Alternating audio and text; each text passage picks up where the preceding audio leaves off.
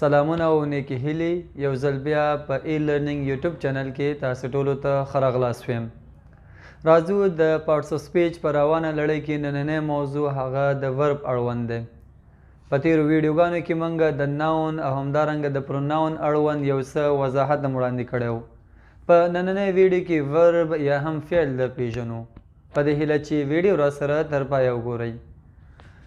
ورب یا هم په پښتو کې فعل. په انګلیسي جملو کې د فعل یا د ورب څخه موږ په زیاته کچه استفاده کوو. ښه راځو د فعل دنده یا فنکشن څه کیدی شي. تر هر څه دمخه تعریف ته راځو. Verb is a word which shows an action, state or position. د ورب تعریف په دې ډول دی وایي ورب یو کلمه ده کوم چې یو عمل ښایي، حالت ښایي او یا هم ملکیت ښایي. کله چې تاسې په جملو کې د عمل ښودلو لپاره کومه لغت استعمالوئ یا د حالت ښودلو لپاره او یا هم د ملکیت ښودلو لپاره که هر ډول لغت استعمالوئ نو دغه لغت به موږ سره په انګلیسي کې ورب یا دغه فنکشن دا دنده به د ورب اوسي چې موږ ته په جملو کې عمل وښایي، موږ ته په جملو کې حالت وښایي، موږ ته په جملو کې ملکیت وښایي.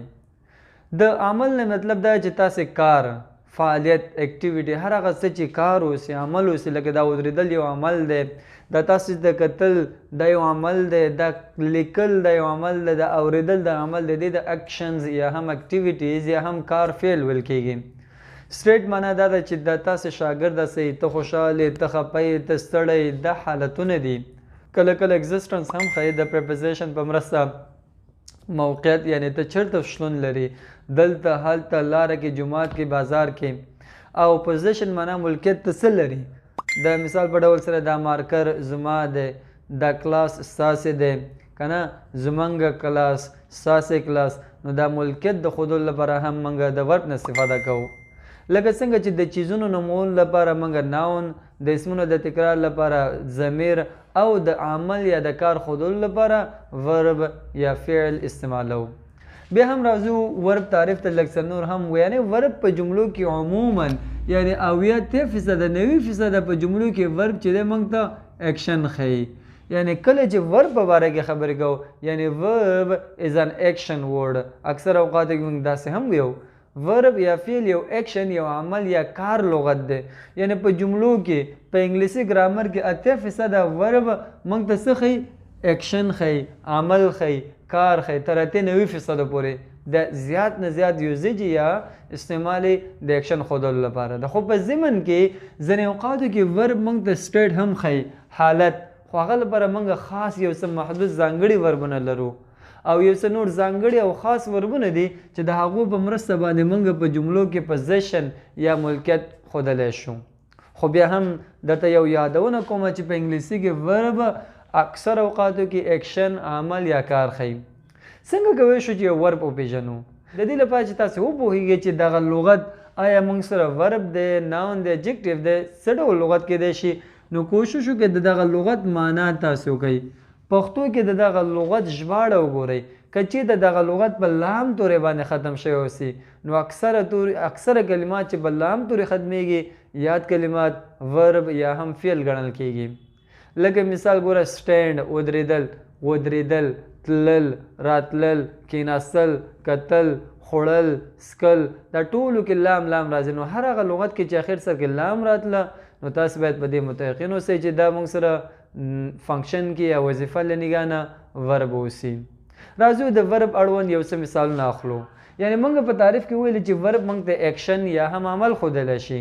د مثال په ډول سره واک، قدم اخیستل، دا یو کار دی، یو فعالیت ده. ایټ، خوړل، کار، فعالیت دی. لوک، کتل، رایټ، لیکل، دا ټول ورب دی. په ورب کې د اکشن مثالونه دي یعنی عمل ښیي. په دغه لغتونه په جملو کې موږ چې کله دا لغتونه استعمال کوو دی به اکشن یا هم عمل یا کار به ښیي موږ ته. د سټیټ مثالونه ایزم آر، واز ور یا ټو بي وربس دي. په انګلیسي کې ټو بي وربس په باره کې موږ ابتدایي یونټو کې یو جدا ویډیو هم برابر کړی دی. کولی شئ تاسو هماغه ویډیو وګورئ د ټو بي ورب په باره کې کوم چې ډېر زیات مهم ده. هغه ابتدایي جملې هم د ایزم آر په مرسته جوړیږي. نو ټو بي ورب چې کله موږ یو جمله کې استعمالو دی عموما په اکثرو ځایونو کې د سټیټ ښیي، حالت ښیي، د یو شخص، د یو چیز، د یو ځای حالت بیانوي.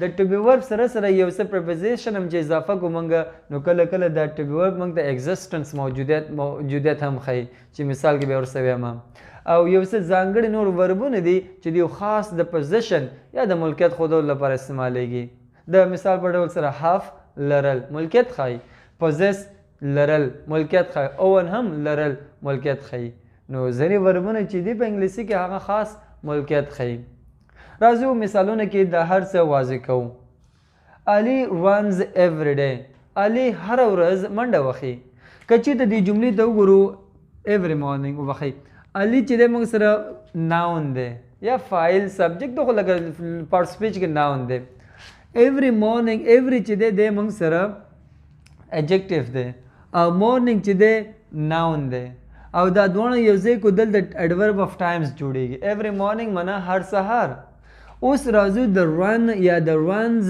د وظیفې یا فنکشن ته راځو نو لہذا دلته runs چې دی کار ښیي فعالیت ښیي منډه وهل کوم چې یو فعالیت یا یو کار دی نو موږ ویلی شو چې runs یا run دلته چې دی دا یو ورب یا فعل دی او چې شی وښوده موږ ته یې کار وښوده بل مثال ګوره he is fast دی ډېر تیز دی بیا هم موږ سره از استعمال شوی دی او از دلته څه ښیي موږ ته کار نه ښیي بلکې د دې سبجیکټ یا د فاعل موږ ته حالت بیان که چې څه ډول دی هغه ډېر تیز دی نو موږ دلته د دې از په مرسته پوهېږو چې د هی حالت څه ډول دی تیز دی سلو دی ښه دی بد دی څنګه نه نو حالت یې دلته موږ ته وښوده په درېیم مثال کې he is on the street هغه په سړک کې دی دلته بیا هم موږ ازم استعمال که خو دلته از د آن په مرسته باندې د دغه شخص موقعیت یا هغه اگزسټنس یې موږ ته وښوده چې چېرته موجود دی on the street سړک د پاسه او he has a lot of energy